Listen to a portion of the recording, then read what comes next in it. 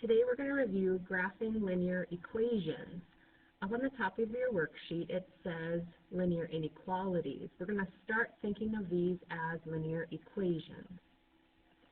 So if we look at the first few questions, what we're going to picture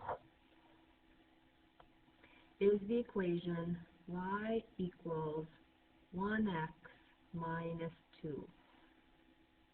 So this is comparable to y equals mx plus b, where m is our slope, 1 over 1, we always want to look at it as a fraction, and b is the negative 2. That's where our graph will start. So I'm going to go down to negative 2 and I'm going to apply the slope. Up, forward, up, forward, up, forward, up, forward.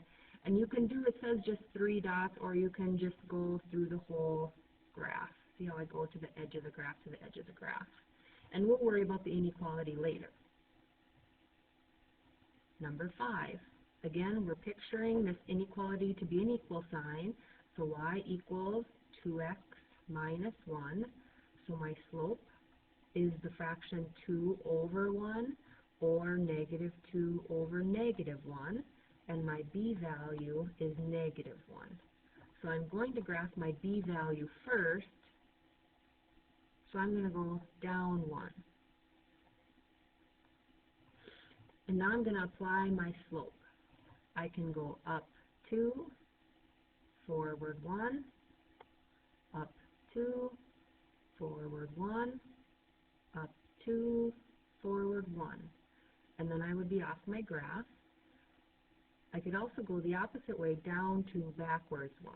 Down to back, down to back, and then I'd be off my graph. Again, don't connect the dots. We're just getting the dots drawn. Why don't you try number 9 on your own? Please pause the video while you work. So here's the solution. We're going to pretend that inequality is not there, pretend it's an equal sign, so our slope is 1 over 3, or negative 1 over negative 3, and my b value is negative 3. So that means that my graph starts down at negative 3. And if I apply my slope, I'm going up 1, forward 3, up 1, forward 3, and then I would be off my graph. So now I'm going to do this other slope. Down 1, back 3. Down 1, back 3.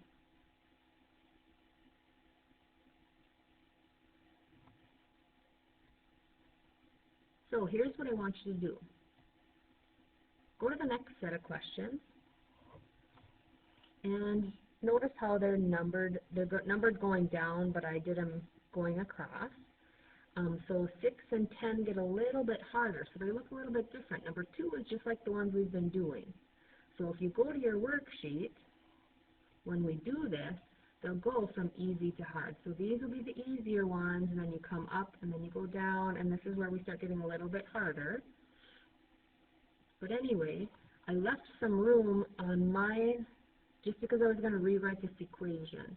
Now I taught this 2 different ways where you could try to solve this and get it in the form y equals mx plus b, where I would subtract 2x, and I get 3y is greater than or equal to negative 2x plus 6, and then I have to divide by 3, divide by 3. So then I'm left with y is greater than or equal to negative 2/3 x plus 2. Because remember, I have to divide the first term by 3 and the second term by 3. So now I could graph my equation. I know that my y-intercept is at positive 2, and my slope is down 2, forward 3. Down 2, 1, 2, 3. Down 2, 1, 2, 3. Or I could go up 2, back 3. Up 2, back 3. And now let me show you the other method. The other method is using standard form, which this is in. So what we do in standard form is we find our intercepts. So to find our x-intercept, we plug 0 in for y. To find our y-intercept, we plug 0 in for x. And we used to talk about just covering that up. So if I plug 0 in for y, 3 times 0 is 0, so we're going to cover that up, and we get 2x is greater than or equal to 6. So I'll write that down. 2x is greater than or equal to 6. So then I get x is greater than or equal to 3. And that just tells us on the x-axis we're going to hit at 3. Then to do our y-intercept, again, we're plugging in 0 for x, so 2 times 0 is 0, so that covers up, because 2 times 0 is 0. So then 3 times y is greater than or equal to 6. So 3 times y is greater than or equal to 6. Divide by 3, and y is greater than or equal to 2. And that's where our y-intercept is. So notice how it'll give us the same graph. It's up to you on what method you want to use. Number 10 is a little bit different, so let's try that one. So let's try solving it like we did in 6. So we're going to subtract 4x, subtract 4x, and we're left with a negative 5y is greater than or equal to negative 4x plus 20. Remember, we want to write our x term first and our constant second. Now, we want y by itself, so we're going to divide by a negative 5. And now, if you remember back from our inequalities chapter, if you divide or multiply by a negative, what do you have to do to your sign? You got it. You got to flip it. So now we have y is less than or equal to 4/5 x minus 4. So now if we graph, our intercept is at negative 4, and we can go up 4, forward 5, and we can't mark any more points.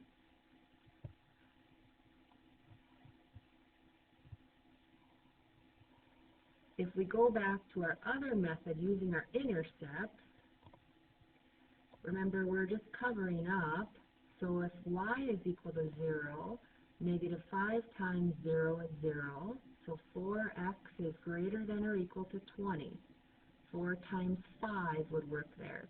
So that means our x-intercept would be at 5, and that's what we found.